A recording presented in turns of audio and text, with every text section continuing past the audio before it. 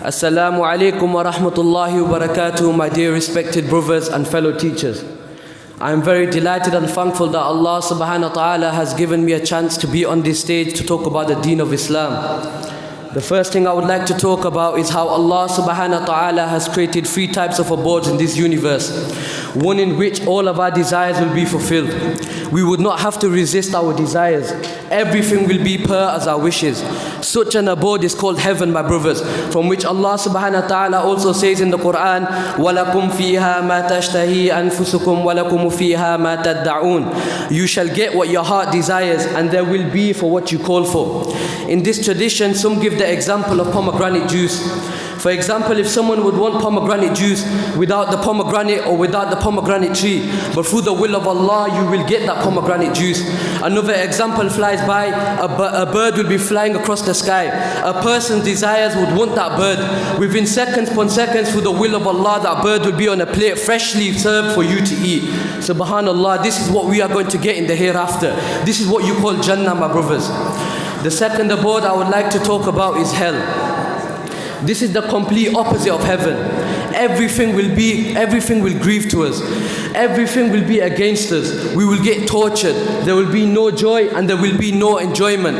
May Allah save the whole Muslim Ummah from this punishment. Ameen. And the third and final abode is this world. In this world there are four things. There is joy, there is punishment, there is sorrow, there is happiness. But with happiness there comes sorrow. And with pain comes comfort. For example, a person is going through pain, following that pain will come comfort.